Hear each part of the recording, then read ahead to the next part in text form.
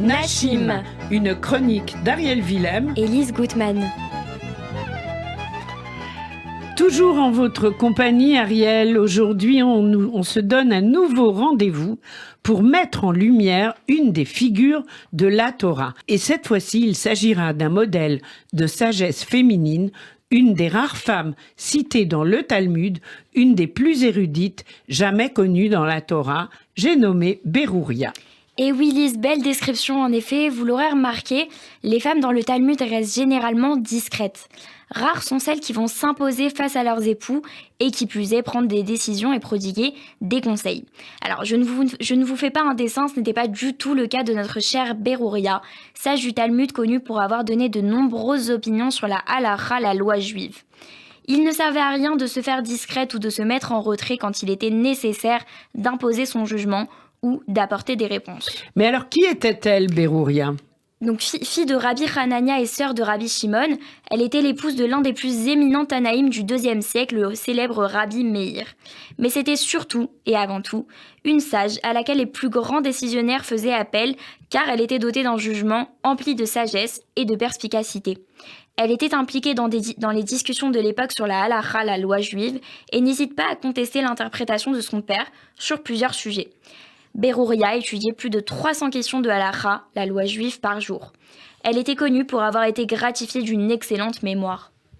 On dit d'ailleurs que Berouria connaissait sa place et qu'elle savait quand faire preuve d'intransigeance ou au contraire faire preuve de compassion sur des décisions qui lui étaient attribuées. Alors à ce propos, on raconte qu'un jour elle rentrait chez elle et rencontrait son mari, Rabbi Meir, qui était en train de maudire des ivrognes qui perturbaient son étude par leurs cris incessants. Elle lui cita un verset issu du livre des psaumes, donc le suivant, « Que les pécheurs soient ôtés de la terre, que les méchants n'existent plus », lui rappelant ainsi qu'il faut souhaiter l'éradication du mal plutôt que celle des pécheurs. Alors justement, après avoir compris un petit peu qui était Berouria, Ariel, modèle de sagesse féminine à travers les années, je pense qu'il est important de se pencher sur son histoire personnelle, car notre Berouria n'a pas eu la vie facile et pourtant... Et oui, Lise, comme beaucoup de figures de la Torah, Berouria a connu bien des épreuves, mais elle a réussi à garder le contrôle. Le Midrash sur le livre des Proverbes l'a décrit comme étant dotée d'une énorme force intérieure. Alors, Berouria a perdu ses 2 enfants un jour de Shabbat. Elle décide de ne pas se laisser abattre et de continuer à honorer le Shabbat.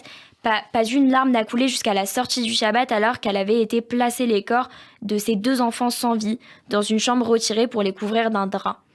Elle souhaitait préparer le cœur de son époux et attendit la fin de Shabbat pour lui annoncer la nouvelle, prétextant que ses enfants étaient de sortie. Alors, sans une once de tristesse, elle attendit que son époux fasse la Havdalah, prière qui met un terme au jour du Shabbat, pour lui poser une question afin de le préparer. Donc elle lui dit « On m'a confié la garde de biens il y a quelque temps et le propriétaire vient les récupérer. Que dois-je faire ?» L'époux, surpris de cette question, lui affirma de façon évidente qu'il fallait les rendre. C'est à ce moment-là qu'elle l'accompagna vers la chambre, en lui annonçant que Dieu, qui leur avait donné de magnifiques enfants il y a quelques années, était venu les récupérer. Il comprit immédiatement où est-ce que sa femme voulait en venir et sa peine fut largement réduite. Il se rappela quelle femme vertueuse il avait épousée et clama qu'elle avait une valeur immense. Berouria, un modèle de sagesse féminine pour nous tous. Et une histoire très édifiante. Merci Ariel pour cette histoire, pour nous avoir rappelé qui était Berouria.